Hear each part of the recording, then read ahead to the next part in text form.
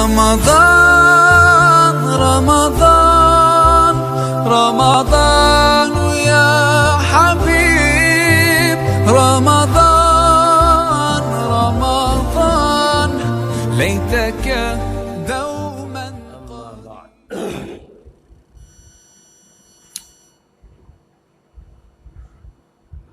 آج تراویح میں حامیم السجدہ اور اس کے بعد سورت الشورى، حامیم السجدہ اور سورت الشورى، یہ دو صورتیں پڑھی گئیں۔ اس کے بعد کی جو سورت الزخرف ہے اس کا کچھ حصہ پڑھا گیا۔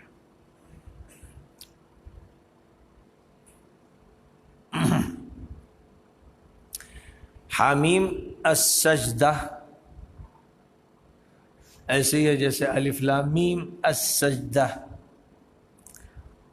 الف لام میم سے کئی صورتیں شروع ہوئی، تو ایک سورے کو سجدے کے ساتھ موسوم کر دیا گیا، الف لام میم السجدہ۔ ایسے حامیم سے کئی صورتیں شروع ہوئی، تو ایک حامیم کو سجدے کے ساتھ منسوب کر دیا گیا۔ حامیم کی وہ سورے جس میں سجدہ ہے، الف لام میم کی وہ سورے جس میں سجدہ ہے۔ اس کا نام فصلت بھی رکھ دیا گیا۔ اب فصلت تو ایک فعل ہے، اور اس سورے کی پہلی آیت میں فصلت کا لفظ آیا ہے، تو اس کو بطور نام کے استعمال کر لیا گیا۔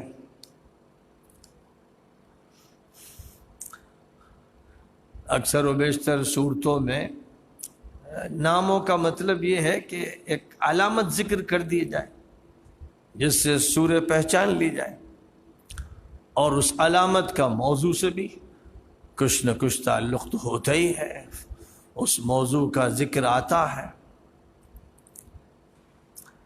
تو یہاں پر بہرحال سورہ کا نام تو حامیم ہوا، اور اس سورہ میں سجدے کی آیت آئی ہے، اس لیے حامیم السجدہ اس کا نام ذکر کر دیا گیا ہے۔ اور یہ سورہ اس وقت نازل ہوئی ہے جب حضور اکرم صلی اللہ علیہ وسلم مکہ مکرمہ میں کافروں کی بڑی سخت دشمنی کا مقابلہ کر رہے تھے۔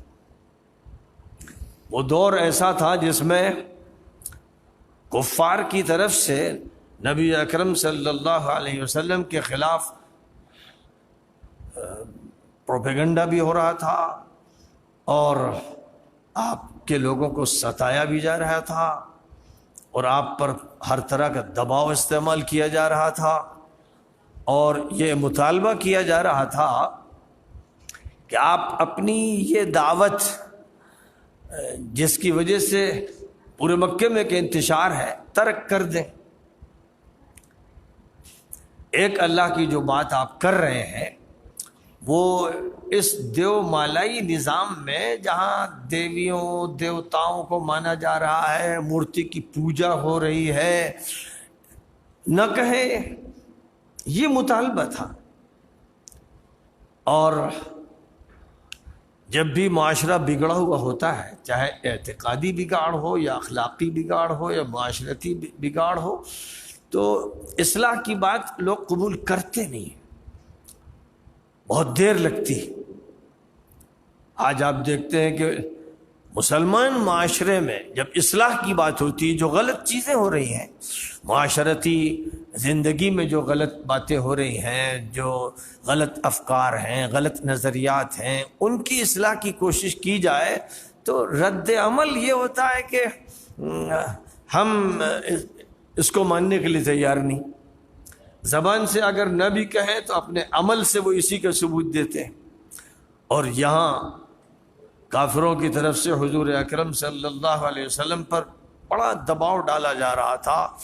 آپ کے چچا پر دباؤ ڈالا جاتا تھا، ابو طالب پر، کیونکہ وہ آپ کے سپورٹر تھے، وہ آپ کی تائید کرتے تھے، آپ کی حمایت کرتے تھے، تو ان پر دباؤ ڈالا جاتا تھا۔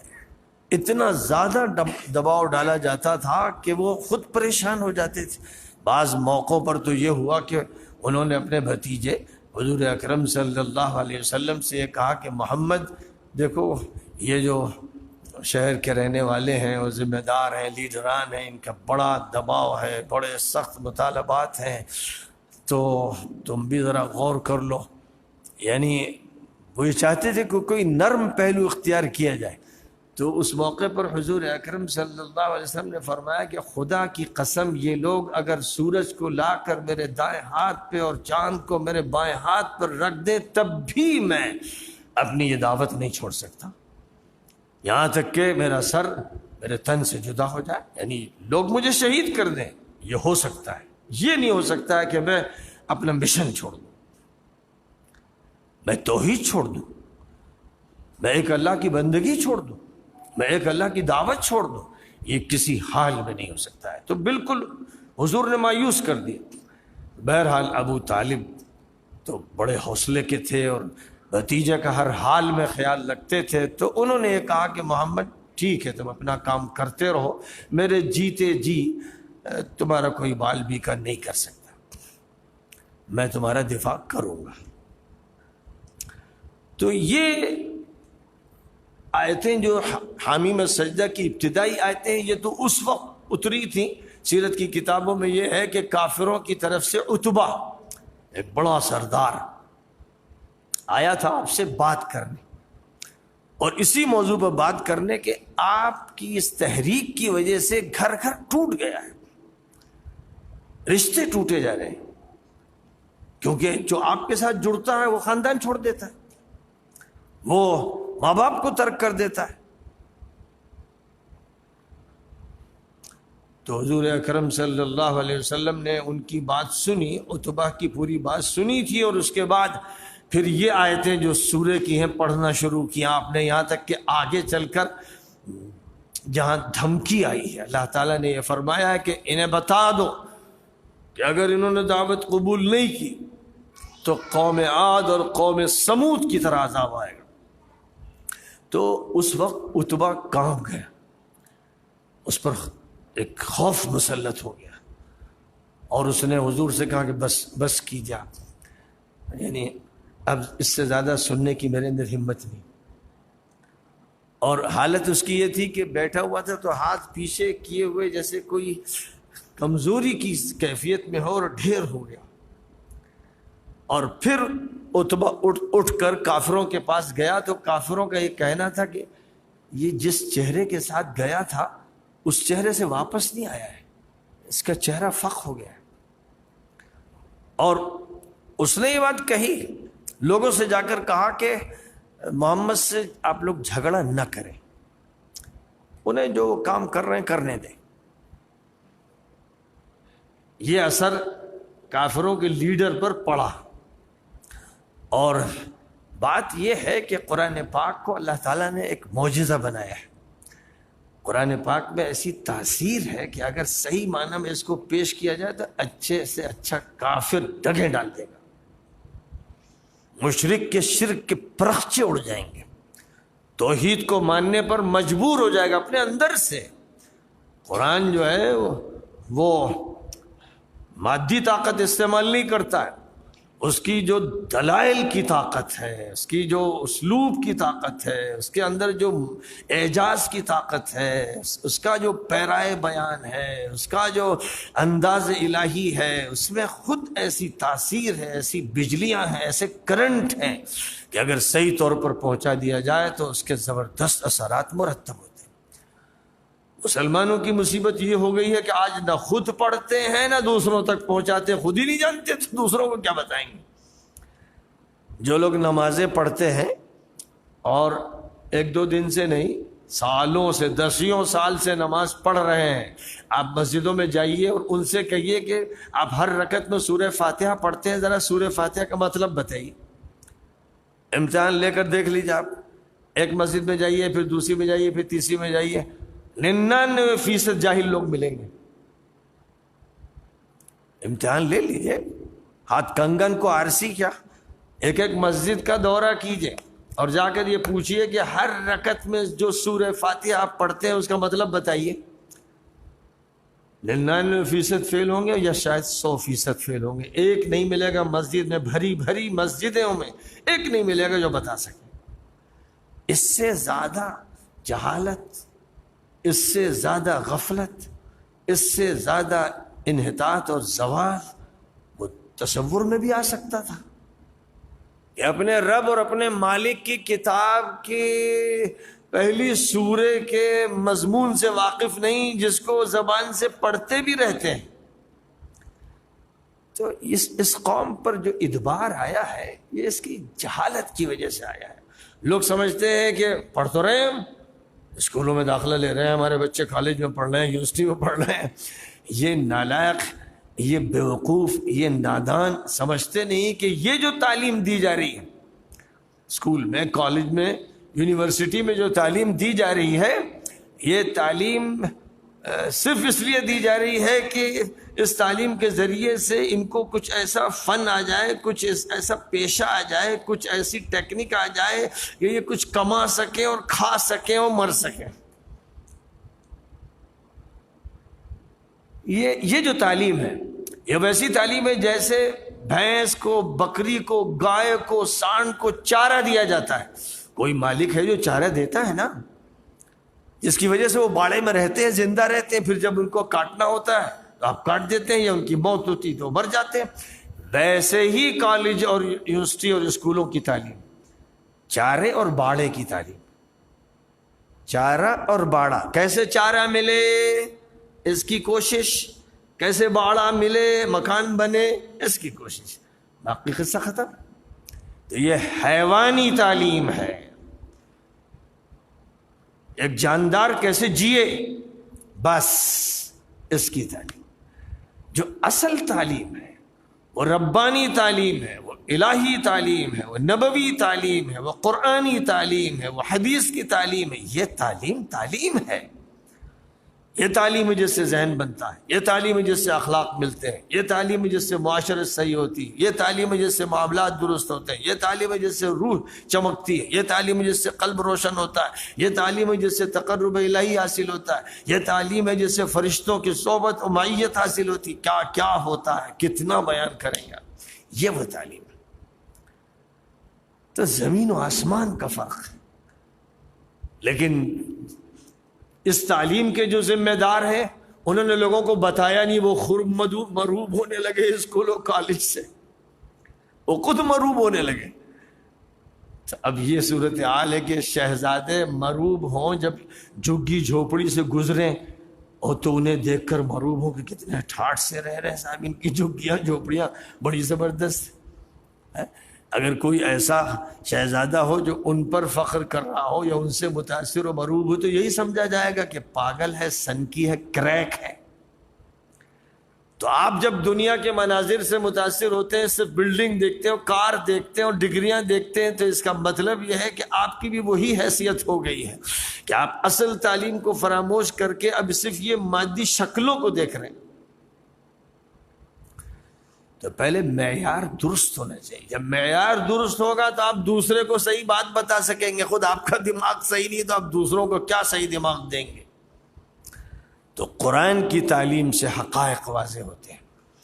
اور یہاں اس سورے میں اس بات کو بہت اہمیت کے ساتھ پیش کیا گیا ہے کہ جب قرآن پڑھا جاتا تھا تو کافروں پر کیا گزرتی تھی جو سمجھتے تھے.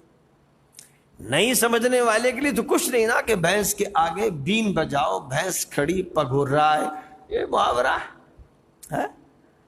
اب کوئی بکری کو سامنے کھڑا کر دے اور کہے کہ ارے ذرا غالب کے شعر تو سن. کسی بھینس کے سامنے کہے کہ اقبال کے اشعار سناتا ہوں، ذرا لطف لے. تو اب بس یہی ہے کہ لوگ اسے دیکھیں گے تو سمجھیں گے یہ کریک ہو گیا ہے. بکری کو سنا رہا ہے غالب کے اشعار، بھینس کو سنا رہا ہے اقبال کے اشعار. تو یہ حالت لوگوں کی ہو گئی. لیکن جو سمجھتا تھا، یعنی کافروں کی مادری زبان میں قرآن اتر رہا تھا، تو حالت یہ تھی. روایتوں میں یہ ذکر کیا گیا ہے، سیرت کی کتابوں میں، اب کہ حضرت ابو بکر صدیق رضی اللہ تعالیٰ عنہ کا جو مکان تھا، اس مکان میں جس جگہ پر وہ کھڑکی کے سامنے اپنی نماز پڑھتے تھے، تلاوت کرتے تھے اور روتے تھے، بلکتے تھے، تو اس طرف سے اگر کافروں کی عورتیں یا بچے گزرتے تھے تو وہ ٹھٹک کے کھڑے ہو جاتے تھے، وہ سننے لگتے تھے اور متاثر ہوتے تھے۔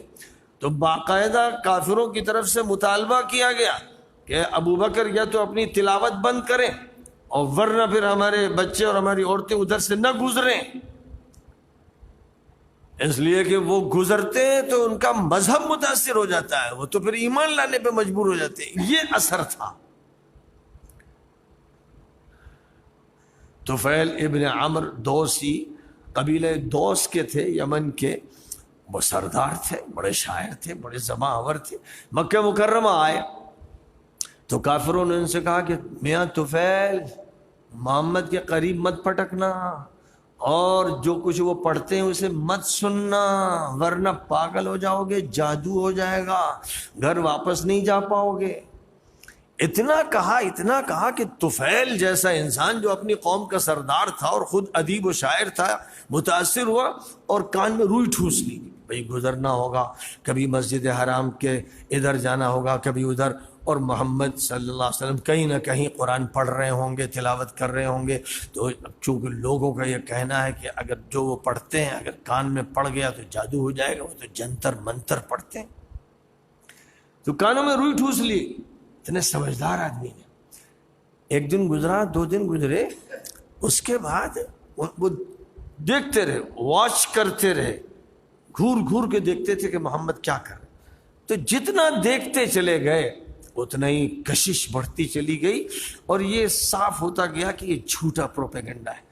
ارے جادوؤں کے منہ پر سیاہی، جادوگروں کے منہ پر سیاہی ملی ہوتی ہے، منحوس بدقسمت نظر آتے ہیں، اپنے چہروں سے نظر آتے ہیں کہ ان پر خدا کی مار ہے، اور محمد صلی اللہ علیہ وسلم پر تو نورانیت ہے، چہرے پر انوار ہے، اور آپ کی چال، آپ کی ڈھال، آپ کا انداز ایسا لگتا ہے جیسے آسمان سے کوئی فرشتہ اترا، ہر چیز آپ کی متاثر کرنے والی۔ کیا جھوٹا پروپیگنڈا ہو رہا ہے، مجھے سننا چاہیے۔ کانوں سے روئی نکال دی۔ حضور اکرم صلی اللہ علیہ وسلم غالباً مغرب کی نماز پڑھ رہے تھے اور قرآن پڑھ رہے تھے جہری آواز سے، یہ ذرا رک گئے اور سننے لگے، بس سنتے سنتے دل دے بیٹھے، اتنا متاثر ہوئے کہ بس انتظار کیا حضور فارغ ہوئے تو ہاتھ میں ہاتھ دیا اور کہا کہ میں ایمان لاتا ہوں آپ پر۔ یہ سب جھوٹا پروپیگنڈا کرنے والے یہ بدماش مجھ سے یہ کہتے تھے کہ جادو کر دیتے ہیں، میں نے الحمدللہ کلام آپ کا سنا اور میں ایمان لاتا۔ یہ ہوتا تھا، جو سن لیتا تھا وہ متاثر ہوتا تھا۔ ارے حضرت عمر کو دیکھیے، اتنے ذہین آدمی، اتنے تیز ترار آدمی، اور اپنی قوم کے ایک لیڈر اور سفیر بنائے جاتے تھے اہم مسائل میں، لیکن پروپیگنڈے سے اتنا متاثر تھے کہ بس قرآن کے دشمن، حضور کے دشمن سن نہیں رہے، دشمنی کر رہے جہالت میں۔ بات اتنی بڑی کہ غصے میں آئے کہ کیا چل رہا قصہ، تم لوگ کچھ کر تو پاتے نہیں ہو، میں لیتا ہوں تلوار اور گردن اتار دوں گا، قصہ ہی ختم ہو۔ جری تھے، بے باک تھے اور بہت ہی سخت مزاج تھے، تو انہوں نے سوچا کہ بھائی یہ لوگ تو صرف باتیں اڑا رہے ہیں، پروپیگنڈا کر رہے ہیں، میں کام ہی تمام کر دوں گا۔ اور تلوار لے کے نکلے تھے۔ کہاں ہے محمد؟ معلوم ہوا کہ حضرت ارقم کے گھر میں ہیں اور وہاں 40 افراد بھی ان کے ساتھ ہیں، حمزہ بھی ہیں جو ایمان لا چکے ہیں، اور دیگر حضرات وہاں موجود ہیں، آگے دیکھ لوں گا کیا ہوتا ہے۔ راستے میں حضرت نعیم ملے تو کہنے لگے کیا بات ہے جناب عمر، کہاں؟ آگے جا رہا ہوں، اس نے جو فتنہ کھڑا کر رکھا اس کا سر قلم کر دوں گا۔ اب وہ تو مومن تھے، انہوں نے دیکھا کہ پتہ نہیں کیا کر بیٹھے، یہ کیا حرکت کرے، تو انہوں نے کہا کہ پہلے اپنے گھر کی خبر لیجئے، آپ کے گھر میں خود ایمان داخل ہو چکا ہے۔ تو بالکل ایک دم سے تنک پنک گئے، انہیں معلوم نہیں گھر میں جو کچھ ہو رہا تھا خفیہ طور پر ہو رہا تھا، ان کو بھنک نہیں لگی تھی، تو غصے میں بالکل چہرہ سرخ ہو گیا، کہا میرے گھر میں آگے؟ جی ہاں آپ کے گھر میں۔ سیدھے گھر پلٹے کہ پہلے پھر اپنے یہاں سے نمٹ لو۔ اور جب گھر کے قریب پہنچے تھے تو کان میں قرآن کے ہی پڑھنے کی آواز آئی جس کے خلاف وہ چراغ پا تھے، اور غصے میں پھر انہوں نے دروازہ پیٹا۔ تو دروازہ کھولنے کے لیے ان کے بہنوئی سعید ابن زید آئے، ان کی بہن کا نام تھا فاطمہ، فاطمہ بھی گھر میں تھی، اور سعید ابن زید مسلمان تھے، فاطمہ مسلمان تھی، اور یہ سب لوگ خفیہ طور پر مسلمان تھے، اور عمر کو اطلاع نہیں تھی۔ اب انہوں نے غصے میں دروازہ پیٹا، کھولنے کے لیے سعید ابن زید آئے، تو سعید ابن زید پر بس پھل پڑے، میرے گھر میں یہ نیا دین کیسے آ گیا، اور ان کو مارنے لگے، بہنوئی کو غصے میں مارنے لگے۔ بہن آ گئی بیچ میں بچانے کے لیے، تو غصے میں اتنے بے قابو تھے کہ بہن کے ایسا زور کا تماچا رسید کیا کہ ان کے خون جاری ہو گیا۔ اب یہ تو کر دیا، لیکن اس کے بعد پھر وہ خود تڑپ گئے کہ کبھی یہ سوچا نہیں تھا کہ اپنی بہن پر وہ زیادتی کریں گے۔ اب وہ ان کو یہ لگا کہ میں نے بڑا ظلم کیا ہے، مجھ سے بڑی زیادتی ہوئی، بے عقلی کی بات ہوئی، اور یہ اتنے مضبوط ہیں کہ اپنے ایمان پر قائم ہیں، تو اب مجھے ان سے پوچھنا ہے کہ کیا قصہ ہے۔ اور اس وقت گھر میں حضرت خباب چھپ کر قرآن پڑھا رہے تھے۔ وہ آتے تھے ٹیوشن پڑھانے، وہاں ٹیوشن کے پیسے نہیں تھے، وہاں تو صرف ایمان کی محنت تھی، تو خفیہ طور پر آ کے پڑھاتے تھے۔ اور جب انہیں پتہ چل گیا کہ عمر اس وقت آ گئے ہیں تو وہ کسی تخت کے نیچے چھپ گئے، بس یعنی اب تو یہ خطرہ تھا کہ گردنیں کاٹ دی جائیں گی۔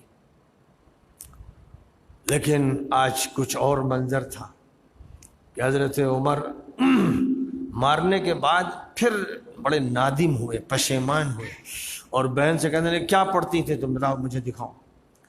کہا کہ آپ پہلے غسل کیجیے پھر ہم آپ کو دیں گے۔ تو اب وہ اس ایسی حالت میں تھے، اندر سے خود چوٹ کھا چکے تھے، اور جو کچھ انہوں نے کر دیا تھا اس پر وہ شرمسار تھے۔ انہوں نے غسل کیا اور کہا کہ لاؤ مجھے دکھاؤ کیا ہے۔ تو اس وقت جو سبق پڑھایا جا رہا تھا وہ سورہ طٰہٰ کا سبق تھا، سورہ طٰہٰ کی ابتدائی آیات کا۔ وہ ان کو دے دیا گیا، وہ تو الگ الگ پیپر پر، الگ الگ چمڑے پر، پتے پر، پتھر پر لکھا جاتا تھا۔ اس وقت کاغذ کی تو شارٹیج بہت زیادہ تھی، کاغذ تو کہیں مل جاتا، ورنہ قرآن پاک جو لکھا جاتا تھا وہ پتوں پہ لکھا جاتا تھا، چمڑے پہ لکھا جاتا تھا، جھلی پہ لکھا جاتا تھا، اس کے پیپر سے بنا کر تو دیا گیا۔ اب حضرت عمر نے پہلی مرتبہ قرآن کو پڑھنا شروع کیا، اس سے پہلے کبھی اس کی توفیق نہیں ملی تھی کہ سنجیدگی سے دیکھیں ایک ایسا سمجھدار انسان، ایک ایسا ذہین انسان بھی جہالت اور غفلت میں جب لپٹ جاتا ہے تو کیا اس کی درگت بنتی ہے۔ آج پہلا موقع، پڑھتے گئے اور بس تڑپتے گئے، روتے گئے۔ پہلی مرتبہ قرآن دریافت ہوا، اس کا راز سامنے آیا، اس کا کرنٹ دوڑ گیا، اس کا معجزہ دیکھا اور چیخ پڑے، خدا کی قسم یہ کلام اللہ کا ہے، اور میں ایمان لایا، لا الہ الا اللہ محمد الرسول اللہ۔ یہ اتنا بڑا واقعہ تھا، اتنا بڑا واقعہ تھا، سمجھیے کہ پورے مکے میں زلزلہ آ گیا۔ سب سے پہلے تو اس گھر میں ایک تکبیر کا شور مچ گیا، سب کی زبانوں پر تھا اللہ اکبر۔ ایک نہ ہونے والا واقعہ پیش آ گیا۔ اب کمرے کے اندر خباب چھپے ہوئے تھے، وہ باہر نکلے اور انہوں نے کہا کہ عمر آپ کی قسمت جاگی۔ نبی صلی اللہ علیہ وسلم نے دعا مانگی تھی کہ اللہ ابو جہل کو یا عمر کو کسی ایک کو تو مومن بنا دے۔ یہ دونوں بہت ہی سخت مزاج لیڈر ہیں جو مسلط ہیں، اور دشمن بنے ہوئے ہیں اسلام کے. تو اللہ تعالیٰ نے آپ کے حق میں دعا قبول کر لی، یہ ظاہر ہو گیا. اب یہی عمر ہیں کہ جو چلے کہ کہاں ہے نبی، پھر تلوار لے کر نکلیں گے. اب اگر محمد عربی علیہ السلام کو کسی نے پریشان کیا تو میری تلوار ہوگی، اس کی گردن ہوگی. اب جانثار بن کر پہنچے، اور جب حضرت ارقم کے گھر پر پہنچے اور اندر حضور بھی تھے اور صحابہ موجود تھے، تو ایک طرف لوگ دہل گئے کہ کوئی بڑا واقعہ ہونے والا ہے. لوگوں کو تو یہ نہیں معلوم تھا، نبی پاک علیہ السلام کو بھی یہ نہیں معلوم تھا کہ میری دعا قبول ہو گئی اور عمر مسلمان ہو گئے. لیکن حضور نے جو حضرات بیٹھے ہوئے تو ان سے کہا کہ فکر مت کرو، میں آگے بڑھتا ہوں. حضور خود بڑے دروازہ کھولنے کے لیے، یہ نہیں کہا کسی چپراسی سے، کیونکہ خطرہ تھا کہ پتہ نہیں وہ کیا کر بیٹھے. تو حضور نے دروازہ کھولا. جیسے ہی عمر داخل ہوئے تو ان کا یہ پٹکا پکڑا. کیسے آئے؟ کہا کہ بس قربان ہونے کے لیے آیا ہوں، ایمان کے لیے آیا ہوں، لا الہ الا اللہ محمد الرسول اللہ. یہ ان کا کہنا تھا کہ جتنے لوگ خفیہ طور پر حضرت ارقم کے گھر میں بیٹھے تھے بے ساختہ چیخ پڑے اللہ اکبر. یہ پہلی مرتبہ ایسا ہوا کہ راز فاش کر دیا گیا. جو خفیہ تحریک تھی وہ علل اعلان ہو گئی، اور جب سب نے بلند آواز سے کہا تو شور مچ گیا. آس پاس کے جو محلے تھے اور جو قریبی مکان تھے سب جگہ ایک شور پہنچا، اور فوراً بجلی کی طرح یہ خبر پھیل گئی کہ عمر مسلمان ہو گئے. پھر حضرت عمر کا یہ عالم تھا کہ بڑے بڑے لیڈروں کے گھر گئے، یہاں تک کہ ابو جہل کا دروازہ کھٹکھٹایا. کہیے کیسے تشریف لائے جناب؟ کہا کہ میں مسلمان ہو چکا ہوں. تو غصے میں ابو جہل نے دروازہ بند کیا، دور ہو. لیکن عمر نے جتنے بھی لیڈران تھے سب کو بتا دیا کہ میں مسلمان ہو چکا ہوں، اور دیکھ لیتا ہوں کون ہے مائی کا لال جو اب رکاوٹ ڈالتا ہے. اگر کسی نے مخالفت کی تو بس میری تلوار ہوگی، اس کی گردن ہوگی. تو اس اعتبار سے یہ سب کرشمے تھے قرآن کے. یہ قرآن کے کرشمے نبی سے نہیں ملے، صرف قرآن سن کر تبدیلی آئی. طفیل ابن عمرو دوسی تو نبی سے قرآن سن رہے تھے، لیکن قرآن نے ہی تبدیلی پیدا کی. اور کتنے ایسے واقعات ہیں کہ قرآن سنتے تھے تو لگتا تھا کہ اندر کرنٹ دوڑ گیا ہے، کیونکہ وہ سمجھتے تھے، وہ اس کو سمجھتے تھے، اس کی تمام باریکیوں کو سمجھتے تھے اور اس کی طاقت کو محسوس کرتے تھے. اس کا ہی یہ نتیجہ تھا کہ جو مخالفین تھے، جو دشمن تھے، جو پروپیگنڈسٹ تھے، وہ کیا کہتے تھے؟ وقال الذين كفروا لا تسمعوا لهذا القرآن والغوا فيه لعلكم تغلبون. کافروں کا کہنا ہے کہ اس قرآن کو مت سننا، اس سے اپنے کو بچاؤ، اور آواز کہیں سے قرآن کے پڑھنے کی آ رہی ہو تو شور مچاؤ کہ کان تک نہ پہنچے. جیسے جادو سے بچا جا سکتا ہے ویسے بچو. تو اپنی مغلوبیت کا، اپنی شکست کا، اپنی ناکامی کا، اپنی جہالت کا اظہار کر رہے تھے. جو بھی یہ کرے گا اس کو لوگ کیا سمجھیں گے؟ یعنی یہی محسوس ہوگا کہ بھئی بڑا ہی ٹھل قسم کا آدمی ہے، بڑا جاہل جپٹ آدمی ہے. ایک کلام ہے جس میں بڑے اعلیٰ مضامین ہیں اور نہایت اعلیٰ زبان ہے، شاعر گونگے ہو گئے اس کو سن کر، اس کو سننے کے لیے تیار نہیں. اس لیے یہ یاد رکھنا چاہیے کہ قرآن کی اسی طاقت کی وجہ سے ہمیشہ ہر دور میں دشمنان اسلام نے قرآن پاک کو ٹارگٹ بنایا ہے اور قرآن پاک سے مسلمانوں کو محروم کرنے کی کوشش کی ہے. 20ویں صدی کے شروع میں برطانیہ کا جو وزیر خارجہ تھا اس نے ایک مرتبہ بیان دیا تھا پارلیمنٹ میں کہ اگر ہمیں مسلمانوں پر غلبہ حاصل کرنا ہے تو ان کے ہاتھوں سے قرآن لینا ہوگا. جب تک ان کے ہاتھ میں قرآن رہے گا ہم غالب نہیں ہو سکیں گے. یہ بات ترکی کے شیخ سعید نورسی کو معلوم ہوئی، اخبار میں چھپی تھی، تو انہوں نے اسی دن سے قسم کھا لی، طے کر لیا کہ اب صرف اور صرف قرآن کی تحریک چلاؤں گا، قرآن کی تحریک چلاؤں گا، قرآن کو عام کروں گا۔ اگر دشمن یہ سمجھ رہا ہے کہ قرآن اگر رہے گا تو ہدایت رہے گی اور پھر اس ہدایت کو چھینا نہیں جا سکتا، تو ایک زبردست تحریک چلائی قرآن کے تعارف کی، قرآن کی دعوت کی۔ ایسے ہی مصر پر جب نپولین بوناپارٹ نے حملہ کیا اور مصر پر قبضہ کیا تو وہ یہی کہتا تھا کہ یا تو قرآن سے چھین لیا جائے اور یا قرآن میں تحریف کر دی جائے۔ ان کے ہاتھ میں، مصر کے لوگوں کے ہاتھ میں قرآن رہے گا، اور جہاں بھی مسلمان ہیں اگر وہ قرآن سے لگے رہیں گے تو پھر ان پر غلبہ آسان نہیں۔ آج بھی سب سے زیادہ جو باطل طاقتیں پریشان ہوتی ہیں وہ قرآن سے ہوتی ہیں۔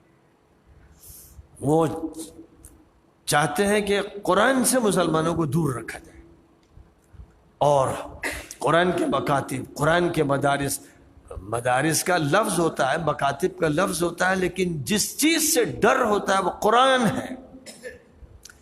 اور نبی صلی اللہ علیہ وسلم نے اپنی حدیثوں میں بار بار فرمایا کہ قرآن کو مضبوطی سے تھامے رہو گے، میری سنت کو مضبوطی سے تھامے رہو گے، اور جو میرے اہل بیت ہیں ان کو مضبوطی سے تھامے رہو گے تو گمراہ نہیں ہوگے، کوئی طاقت تمہیں گمراہ نہیں کر سکے گی۔ یہ آپ نے ضمانت دی اس امت کو جس میں سر فہرست قرآن ہے۔ تو امت میں قرآن کی نشر و اشاعت بہت زبردست پیمانے پہ کرنی چاہیے۔ حضرت شیخ الہند رحمۃ اللہ علیہ مالٹا جیل میں رہے، اور ان کی خدمت کے لیے مولانا حسین احمد مدنی بھی رہے جو ان کے شاگرد رشید تھے۔ پھر جب وہ 1919 میں جیل سے رہا ہو کر تشریف لائے تو انہوں نے فرمایا تھا کہ میں کئی سال جیل میں رہا اور غور کرتا رہا کہ کیا کمی ہے مسلمانوں میں، کیوں مسلمان شکست کھا رہے ہیں اور ان پر دوسری قومیں غالب آ رہی ہیں۔ تو انہوں نے کہا کہ بڑے غور و خوض کے بعد، جیل کی راتوں، جیل کے دنوں میں غور و خوض کرنے کے بعد میرے سامنے یہ بات آئی کہ قرآن کی خدمت ضروری ہے، قرآن کی نشر و اشاعت ضروری ہے، اور امت میں اتحاد پیدا کرنا۔ یہ دو پوائنٹ ہیں، ایک طرف امت میں اتحاد اور ایک طرف قرآن کی دعوت اور قرآن کی نشر و اشاعت، امت کو قرآن سے جوڑ دیا جائے۔ اسی مقصد کی خاطر حضرت شیخ الہند نے قرآن پاک کا ترجمہ کیا، اردو میں ترجمہ کیا، اور پھر اس ترجمے کی تکمیل مولانا شبیر احمد عثمانی نے کی، ترجمہ کیا، پھر اس کی کچھ تفسیر شروع کی اور تکمیل مولانا شبیر احمد عثمانی رحمۃ اللہ علیہ نے فرمائی، اور پھر آگے چل کر حضرت تھانوی نے خدمت انجام دی، قرآن کی تفسیر کی، قرآن کا ترجمہ کیا، اور پھر مسلسل یہ کوشش ہوتی رہی۔ سب سے پہلے تو شاہ ولی اللہ دہلوی نے فارسی زبان میں قرآن پاک کا ترجمہ کیا تھا اور اس کو ایک تحریک بنایا تھا۔ تو قرآن کو گھر گھر پہنچانا چاہیے، اور یہ بات تو صرف مسلمانوں کے اندر محدود رہ گئی، ورنہ قرآن تو پوری دنیا کے لیے، پوری انسانیت کے لیے، تمام اقوام کے لیے۔ قرآن کو دنیا کی ہر زبان میں ترجمہ کر کے دنیا کی ہر قوم کے سامنے پیش کرنا یہ فریضہ ہے۔ تو جب یہ کیا جائے گا تو وہ بات جو فرمائی گئی اسی حامیم السجدہ سورہ میں کہ وقال الذین کفروا لا تسمعوا لهذا القرآن، یہ کافر کہتے ہیں اس قرآن کو مت سننا، اور آپ اسی پر اڑ جائیے کہ قرآن ہی سنانا ہے، قرآن ہی سنانا ہے، ادھر ادھر کی باتیں مت سنائیے۔ عام طور پر جو مضامین ہوتے ہیں، جو لیکچرز ہوتے ہیں اردو میں، ہندی، انگریزی میں، لوگ لکھتے ہیں اخبارات میں، میگزین میں، پرچوں میں، رسالوں میں، کیا ان کا اثر پڑ جاتا ہے؟ کون ان کی وجہ سے متاثر ہو رہا ہے؟ اس لیے کہ آپ اپنی باتیں لکھ رہے ہیں، اللہ کی باتیں نہیں پہنچا رہے۔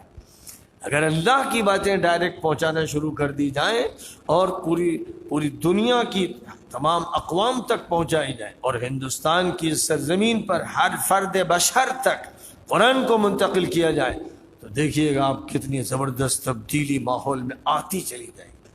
اس کو تحریک بنانے کی ضرورت ہے۔ بہرحال آگے چل کر پھر اللہ تعالیٰ نے اسی سورہ میں یہ بات فرمائی ہے کہ جو لوگ بھی اس بات کو کہتے ہیں، مانتے ہیں کہ ہمارا رب اللہ ہے، ہمارا مالک اللہ ہے، پروردگار اللہ ہے، خالق اللہ ہے، ہمارا حاکم اللہ، اس پر جمتے ہیں، اسی کے مطابق عمل کرتے ہیں، تو فرشتے ان پر اترتے ہیں اور ان کے دل میں یہ بات ڈال دیتے ہیں کہ بے خوف ہو جاؤ، اب کسی سے مت ڈرو، تمہارے دل سے اللہ ڈر نکال کے پھینک دے گا۔ اور رنج و غم میں نہ پڑو، بس امیدوں کے ساتھ آگے بڑھتے جاؤ۔ اللہ کہہ رہا ہے کہ ہم تمہارے ولی ہیں دنیا میں بھی اور آخرت میں بھی، اور تم کو جنت میں ہم اتنی نعمتیں دیں گے کہ جو چاہو گے، جو مانگو گے، وہ سب ملے گا، وہاں اللہ تمہاری میزبانی کرے گا۔ لیکن ساتھ ہی ساتھ یہ بتایا گیا کہ دیکھو دعوت کا کام کرو، سب سے اچھی بات اللہ کو یہ لگتی ہے کہ ہر انسان کو اللہ کی طرف بلایا جائے، اور بلانے کا طریقہ یہ ہے کہ کسی بھی غلط بات کا جواب غلط طریقے پہ نہ دو، غلط بات کا جواب اچھی بات سے دو، گالی کا جواب تم بہترین الفاظ سے دو، دعا کے ذریعے دو۔ اگر ایسا کرو گے تو جو تمہارا دشمن ہوگا وہ دوست بن جائے گا، اس کے اندر سے دشمنی دھیرے دھیرے نکل جائے گی، بالکل اسی طرح جیسے نجاست کو صاف اور پاک پانی استعمال کر کے دور کیا جاتا ہے، نجاست کو نجاست سے نہیں پاک کیا جاتا، پیشاب کو پیشاب سے نہیں پاک کیا جائے گا، وہ تو مزید گندگی بڑھتی چلی جائے گی۔ اسی طرح کسی کی برائی کا ازالہ اپنی طرف سے برائی سے نہیں ہوگا، وہ گالی بکے تو ہم بھی گالی بک دیں تو گالیاں ہی بڑھتی چلی جائیں گی، وہ گالی بکے اور آپ تہذیب کی بات کیجئے، آپ ادب کی بات کیجئے، آپ اصلاح کی بات کیجئے، آپ اخوت کی بات کیجئے، آپ انسانیت کی بات کیجئے، تو گالی دینے والا بھی شرما جائے گا، کب تک گالی دیں؟ تو اس لیے یہ طریقہ کار بتایا گیا کہ اس کو استعمال کرنا چاہیے۔ اللہ تعالیٰ نے اس میں ہی فتح رکھی۔ پھر آگے چل کر قرآن ہی کا بیان ہے کہ قرآن کو اللہ تعالیٰ نے عربی زبان میں بڑا ہی پرتاثیر بنایا ہے، اس کے اندر بڑی طاقت رکھی۔ اگر اس طاقت کا احساس ہوگا اور اس کا صحیح استعمال ہوگا تو پھر فتوحات ہوتی چلی جائیں گی، یہاں تک کہ اس سورے کے آخر میں ایک بات ارشاد فرمائی گئی مستقبل کے بارے میں کہ سنوریہم آیاتنا فی الآفاق وفی انفسہم حتی یتبین لہم انہ الحق۔ مسلمانوں مایوسی کی کوئی ضرورت نہیں، جو وقت آگے بڑھتا چلا جائے گا اسلام چھاتا چلا جائے گا، غالب آتا چلا جائے گا، حق کھلتا چلا جائے گا، دلائل واضح ہوتے چلے جائیں گے، فضا کے اندر اللہ کی نشانیاں سامنے آئیں گی، زمین پر سامنے آئیں گی، خود انسان کے اندر کی ایسی حقیقتیں کھل کھل کے آئیں گی کہ سائنس قرآن کے سامنے سجدہ ریز ہو جائے گی، سارے علوم اسلام کے سامنے ڈگیں ڈال دیں گے، اور ہر طرف اعتراف ہوگا انہ الحق، اللہ برحق، اللہ برحق۔ یہ بات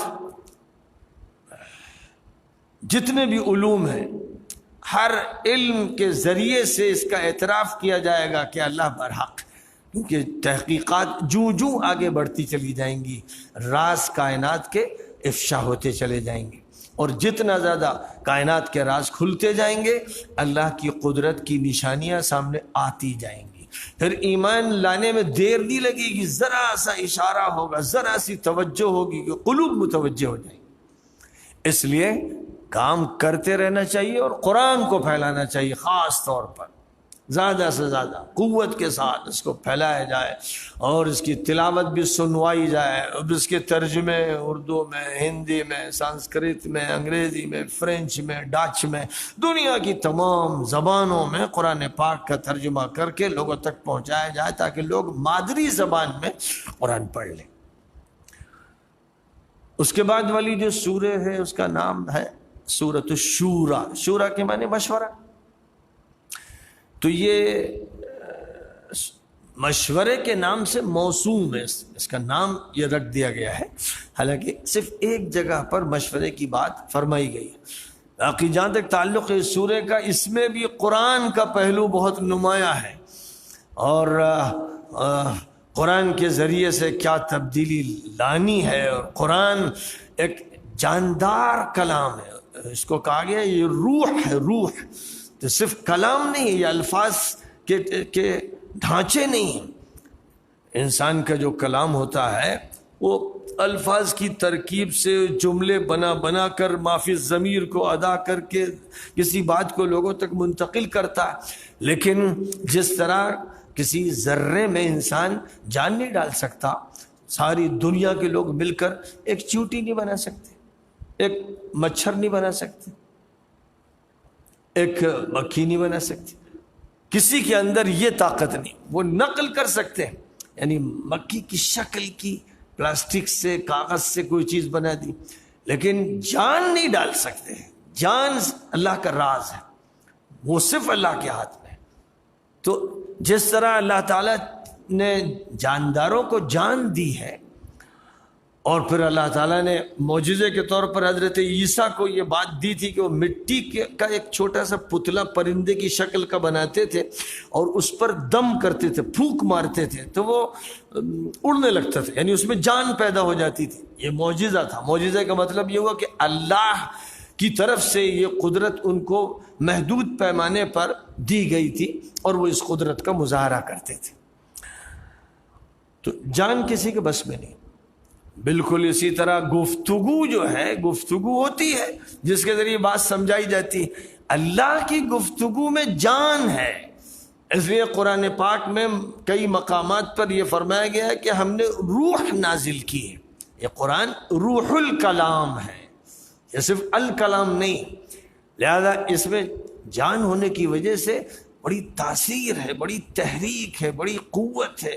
انقلاب لاتی ہے یہ کتاب، تبدیل کر دیتی. یہی تو کتاب ہے جس نے بکری چرانے والوں اور اونٹ چرانے والوں اور کسانوں اور معمولی درجے کے لوگوں کو زمین سے اٹھا کر ثریا پہ پہنچا دیا.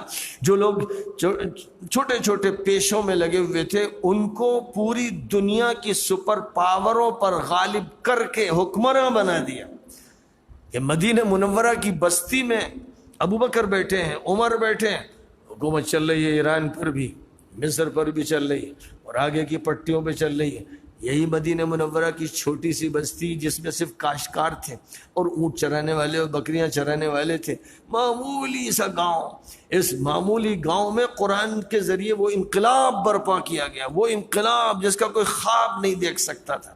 اور دنیا کی سپر پاور جیسے آج امریکہ اور روس، فرض کیجئے کہ کسی گاؤں میں ایسی تعلیم دی جا رہی ہو کہ اس تعلیم کے نتیجے میں ایسا عالمی انقلاب برپا ہو کہ رشیا اور امریکہ دونوں اس کے ماتحت ہو جائے، تو ایک معجزہ ہی تو ہوگا، حیرت انگیز واقعہ ہوگا. ایسے ہی واقعہ پیش آیا تھا حضور اکرم صلی اللہ علیہ وسلم کی تربیت اور قرآن کے اثرات کے نتیجے. تو ان کا تذکرہ کرتے ہوئے اللہ تعالیٰ نے کہیں یہ فرمایا کہ شرع لکم من الدین ما وصى به نوحا والذی اوحینا الیک وما وصینا به ابراہیم وموسى وعیسى ان اقیموا الدین ولا تتفرقوا فیہ. اے محمد، اللہ تعالیٰ نے آپ کو بھی وہی طریقہ عطا کیا ہے، وہی دین عطا کیا ہے، وہی نظام عطا کیا ہے، بلکہ اس کا کمال عطا کیا ہے جو نوح کو دیا تھا، ابراہیم کو دیا تھا، موسیٰ کو دیا تھا، عیسیٰ کو دیا تھا. یہ جو پیغمبر تھے اپنے اپنے وقت میں آئے، اللہ نے ہی ان کی رہنمائی کی تھی، ان کو کتاب دی تھی، نبوت دی تھی، رسالت دی تھی، ہدایت دی تھی. اب وہی اللہ تعالیٰ نے آپ کو دیا تو لوگوں کو اچنبھا کیوں ہو رہا ہے؟ لوگ تعجب میں کیوں، لوگ انکار کیوں کرتے ہیں؟ فرمایا کہ ایک تسلسل ہے، یہ نبیوں کا تسلسل ہے، پیغمبروں کا تسلسل ہے، اللہ کی کتاب کا ایک تسلسل ہے. اسی سلسلے کی ایک کڑی ہے، بلکہ آخری کڑی ہے کہ اب آپ کو خاتم النبیین بنا دیا گیا ہے، اب آپ کو عالمی اور نبی بنا دیا گیا ہے. ایک بات یہ ہے جو بڑی اہم ہے. دوسری طرف ایمان والوں کی صفات بیان کی گئی ہیں کہ ایمان والے متقی ہوتے ہیں، نیک ہوتے ہیں، صالح ہوتے ہیں، نماز پڑھتے ہیں، زکوٰۃ ادا کرتے ہیں، گناہوں سے بچتے ہیں. یہ سب صفات بیان کرتے ہوئے فرمایا وَأَمْرُهُمْ شُورَىٰ بَيْنَهُمْ، اور اپنے مسائل وہ مشورے سے طے کرتے ہیں. یعنی کوئی ڈکٹیٹر نہیں بنتا، مستبد اور طاغی اور باغی نہیں بنتا، بلکہ سب ایک دوسرے کے ساتھ مل کر رہتے ہیں، تعاون کرتے ہیں، قدر ایک دوسرے کی کرتے ہیں، احترام کرتے ہیں، پوچھتے گچھتے ہیں اور مل کے بیٹھتے ہیں، اور اس کے بعد کسی مسئلے پر غور کرتے ہیں. اس غور کے نتیجے میں وہ کسی اچھی بات تک پہنچتے ہیں اور اس کے بعد اس کے نفاذ کا فیصلہ کرتے ہیں. یہ اسلامی نظام کی خصوصیت ہے کہ یہ شورائی نظام ہے. اسلامی نظام شورائی. آج کل جمہوریت کا بڑا شور مچتا ہے. جمہوری نظام جو ہے وہ بڑا اچھا سمجھا جاتا ہے، بڑا اس کا شور بھی ہے، لیکن ہے وہ لولا لنگڑا بیمار. کیونکہ جمہوریت کا مطلب یہ ہوتا ہے کہ اکثریت ایسی جو بالکل نامینل ہو، یعنی 51% ووٹ جس کو ملیں گے وہ جمہوریت کا قلعہ فتح کر لے گا اور وہ حکمرانی کی کرسی پہ بیٹھے گا، اور 49% بیکار ہو جائیں گے یا مخالفین کی فہرست میں ہوں گے، حزب مخالف یا مخالف پارٹی ہوگی، اور 51% والے حکومت والے ہو جائیں گے۔ یہ کون سا انصاف ہے بھائی؟ انصاف تو 100% ہونا چاہیے نا، 100% لوگوں کو آزادی ملے، 100% لوگوں کو بات کرنے کا موقع ملے، 100% لوگ حکومت کے انتظامیہ میں اپنی اپنی خدمات کے ذریعے شریک ہوں، کسی کو محروم نہ کیا جائے، کسی کو نہ دبایا جائے، کسی کو نہ کچلا جائے، یہ نظام ہونا چاہیے۔ لیکن جمہوریت کے نام سے جو نظام آج چل رہا ہے یہ ایک چھپا ہوا ڈکٹیٹرشپ کا نظام ہے، صرف کچھ الفاظ کا رد و بدل ہے، اور یہ کہ ایک اکثریت، نومینل اکثریت 51% کی کیا حیثیت ہے؟ اگر یہ ہوتا کہ چلیے بھائی 80%، 90% ایک طرف ہے اور 10%، 5% ایک طرف ہے تو ایک بات سوچی جا سکتی تھی، لیکن صرف 1 سے 49%، 51% ہو گئے، وہ ہو گئے اکثریت میں۔ تو یہ اندھا بہرا لولا لنگڑا نظام ہے، اور ہونا یہ چاہیے کہ اس نظام میں ترمیم ہو۔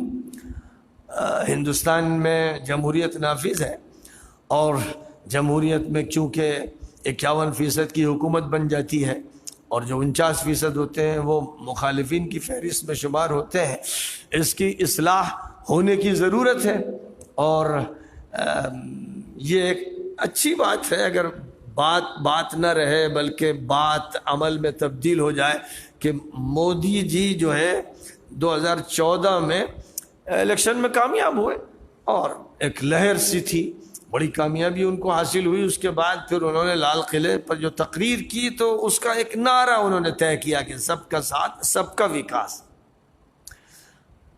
اب دوبارہ پھر الیکشن ہوئے، اور اب کی صورتحال یہ تھی کہ لگتا تھا پورا ملک ان کا دشمن ہے، ایسی فضا بنائی جا رہی تھی، پروپیگنڈا ہو رہا تھا، اور حزب مخالف نہیں رہ گئی تھی، بلکہ جو مختلف پارٹیز ہیں ان سب نے گٹھ بندھن کیا تھا کہ ہم اس شخص کو تو ہرا کر رہیں گے۔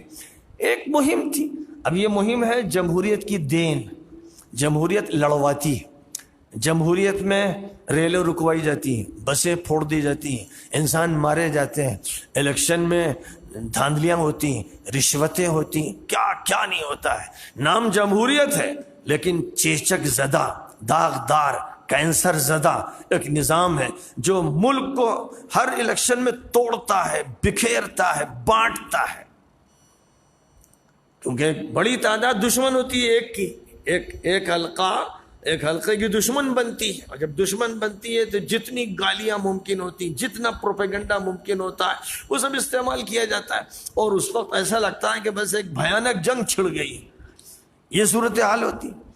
اور اس کے بعد پھر جو جیتتا ہے اس کی بڑی فتح ہوتی کہ اب وہ جیت گیا تو دوسرے ہار گئے۔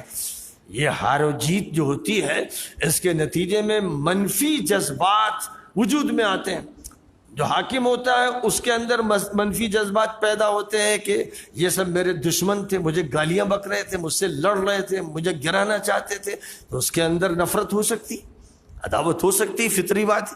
اور جو لوگ ہار جاتے ہیں وہ مایوس ہوں گے، وہ فرسٹریٹڈ ہوں گے کہ ہمیں چوٹ پہنچ گئی، ہم نہیں کامیاب ہوئے، اب وہ کچھ اور سوچیں گے۔ یہ ساری باتیں ممکن ہی نہیں ہوتی، واقعہ بنتی۔ پھر ایسے ماحول میں ایک اچھا میسج دیا گیا ہے، ابھی جب بی جے پی جیتی اور مودی جیتے اور یہ کہا گیا، پھر لہر قائم رہی، لوگوں نے یہ بھی کہا کہ اب لہر نہیں بلکہ سونامی آئی، اگر اس وقت 250 کے لگ بھگ تھے تو اب 350 کے لگ بھگ ہو گئے، تو ایک بڑی فتح ہوئی۔ اس بڑی فتح کے بعد اگر اس جیت کا علم اٹھا کر بہت ہی سخت بیانات دیے جاتے تو طبعی بات ہوتی، لوگ سمجھتے کہ بھئی رد عمل ہے، جو کچھ کہا گیا اس کا رد عمل ہے، لیکن یہ مودی نے کی، یہ ایک اچھی علامت ہے کہ انہوں نے جو بیان دیا پارلیمنٹ کے ہال میں اس میں ان کا یہ کہنا تھا کہ سب کا ساتھ، سب کا وکاس اور سب کا وشواس، اقلیتوں کا ایکسپلائٹیشن نہیں ہونا چاہیے۔ ہمیشہ یہ ہوتا رہا کہ پارٹیاں ان کا ووٹ تو لیتی ہیں، کام اپنے پریوار کا کرتی ہیں، کام اپنے خاص لوگوں کا کرتی ہیں، اور اقلیتیں محروم رہتی ہیں۔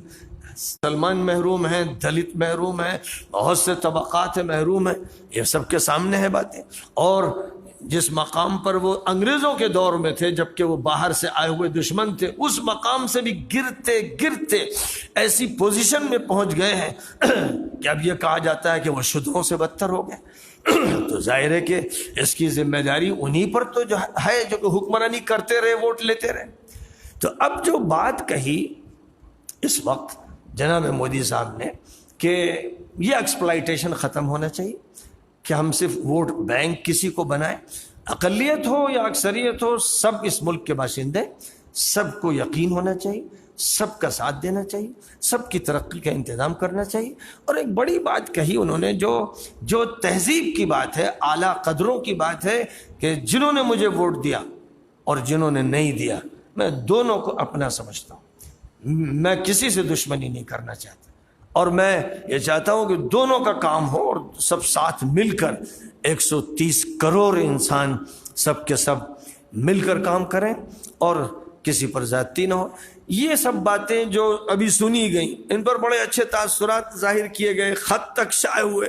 مولانا محمود مدنی صاحب کا خط مبارکباد کا شائع ہوا، مولانا سفیان قاسمی صاحب معتمم دیوبند وقف کا خط شائع ہوا، اور پھر میرے پاس ٹی وی چینل کے لوگ آئے، انہوں نے بیان چاہا، میں نے بیان دیا، مثبت بیان دیا کہ اچھی بات ہے، اچھی بات کا رسپانس اچھا ہونا چاہیے اور منفی رویہ اختیار نہیں کرنا چاہیے۔ ملک میں جو ہندو موجود ہیں، جس طرح ملک کی آزادی کے لیے ہندوؤں اور مسلمانوں نے بھائی بھائی بن کر ملک کو آزاد کرایا، ساتھ تحریک چلائی، پھر ضرورت ہے کہ دونوں متحد ہوں اور اس ملک کو جہالت سے، غربت سے، فلاکت سے، فرقواریت سے، ادبار سے نکالیں۔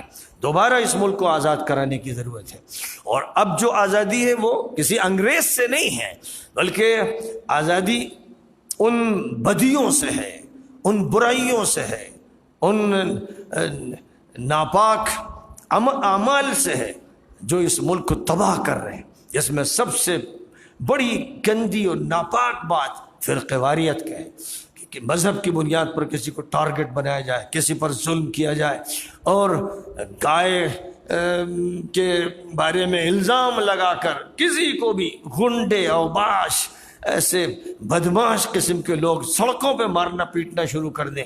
یہ حکومت نہیں ہے، یہ غنڈہ گردی ہے، یہ بدماشی ہے۔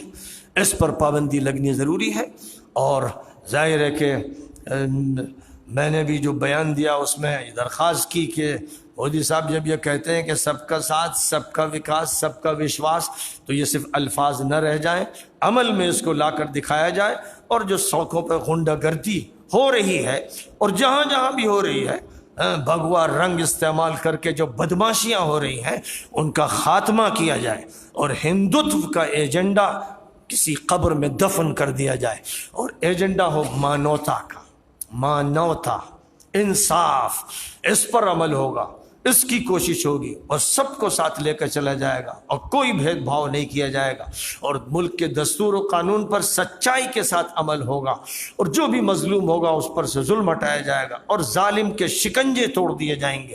یہ ہے جو وقت کی ضرورت ہے، حکومت ایسی چاہیے۔ تو بہرحال اسلام کا جو شورائی نظام ہے اس میں تو یہی بنیاد ہوتی ہے، عدل و انصاف قائم ہونا ہے، امن سب کو فراہم ہونا ہے، دہشت گردی کی جڑیں کھود دینی ہے، کسی بے گناہ پر ہاتھ اٹھانا حرام ہے، ہر انسان باعزت ہے، ہر انسان کو موقع فراہم کرنا ہے اور اس کا خیال رکھنا ہے۔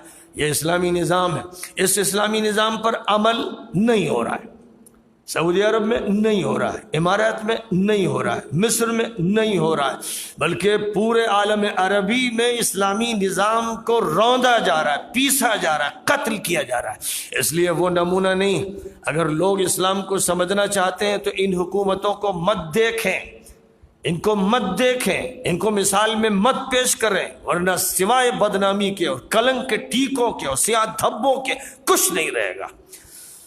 اسلام کی نمائندگی وہ کرتا ہے کہ جو سچائی کی بات کرے، انصاف کی بات کرے، مساوات کی بات کرے، بھائی چارے کی بات کرے، عدل کی بات کرے، وہ نمائندگی کرتا ہے۔ وہ کوئی بھی ہو سکتا ہے، وہ کوئی ہو سکتا ہے، وہ مودی بھی ہو سکتے ہیں۔ جب وہ یہ بات کریں گے تو پھر اس کا مطلب یہ ہے کہ وہ صحیح معنی میں وید کی بات کر رہے ہیں، صحیح معنی میں گیتا کی کر رہے ہیں، صحیح معنی میں قرآن کی بات کر رہے ہیں، وہ اسلام کی نمائندگی کر رہے ہیں اگر ایسا کر رہے ہیں اور ایسا کہہ رہے ہیں۔ اور نیوزی لینڈ کی وزیر اعظم خاتون، ایک عیسائی خاتون ہے، لیکن اس نے عدل و انصاف اور سچائی کی پوری جرت کے ساتھ نمائندگی کی۔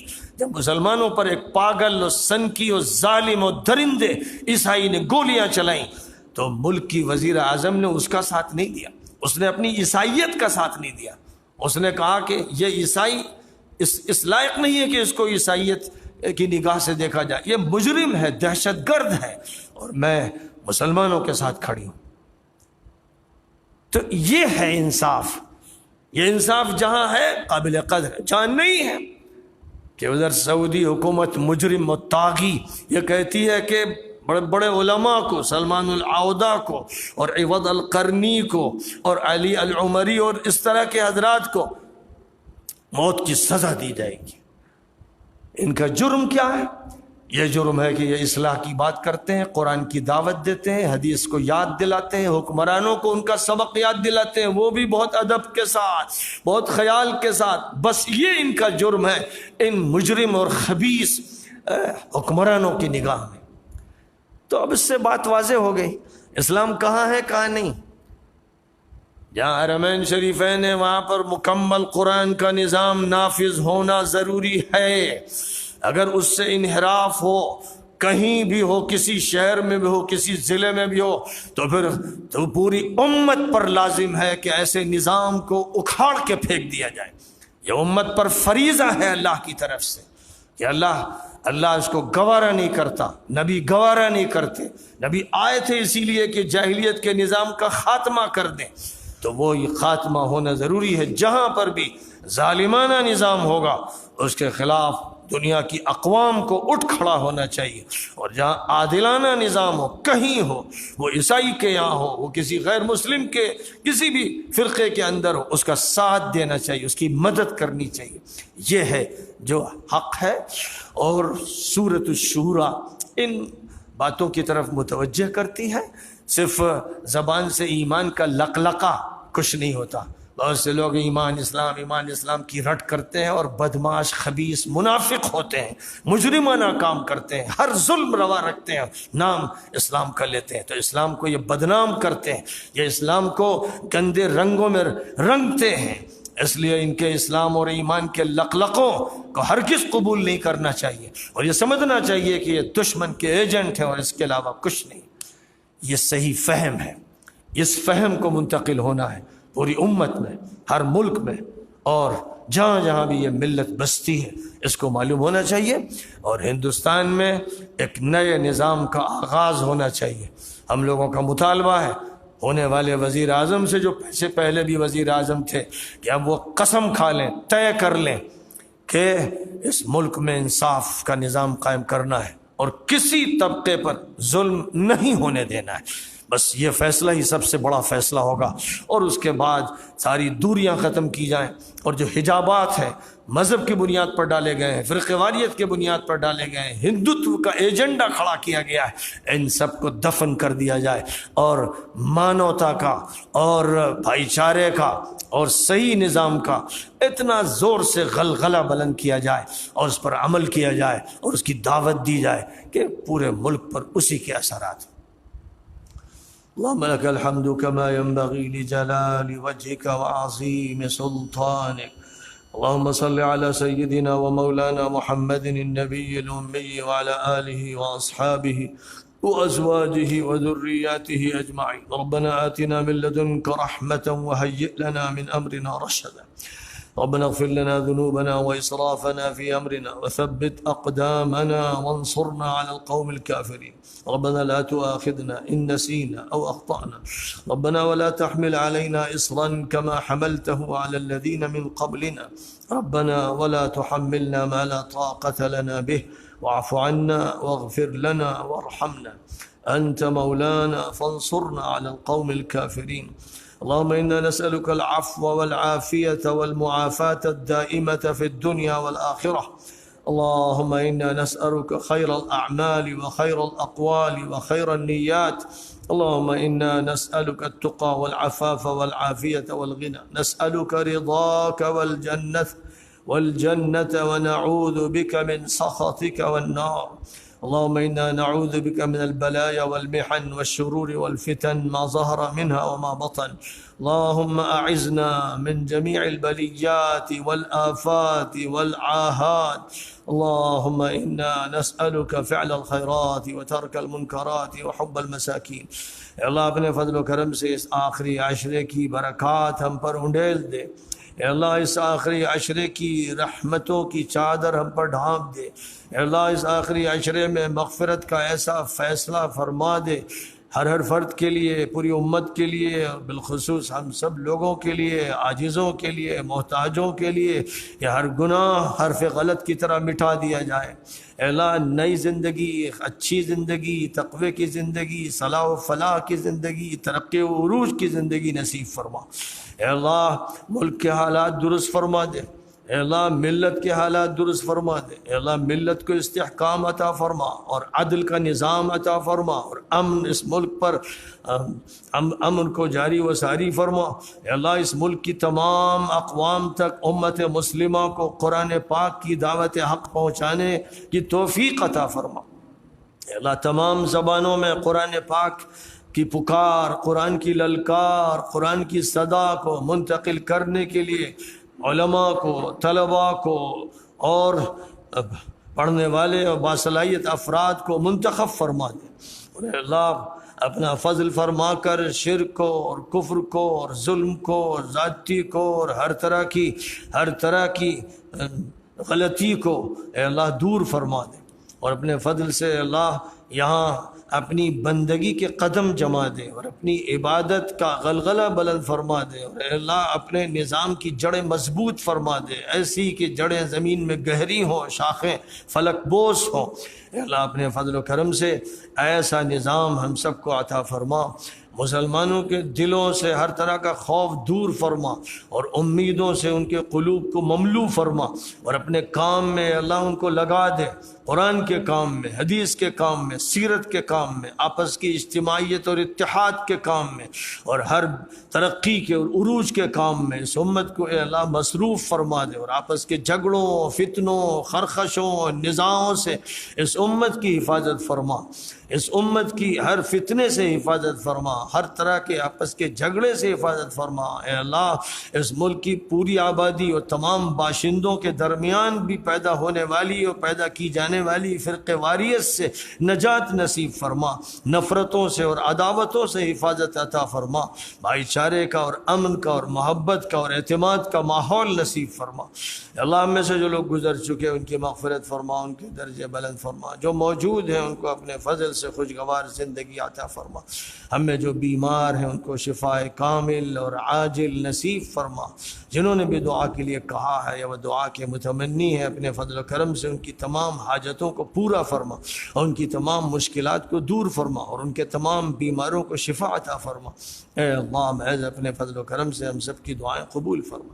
ربنا تقبل منا انك انت السميع العليم وتب علينا انك انت التواب الرحيم. صلى الله تعالى وسلم على خير خلقه محمد وآله واصحابه اجمعين برحمتك يا رمضان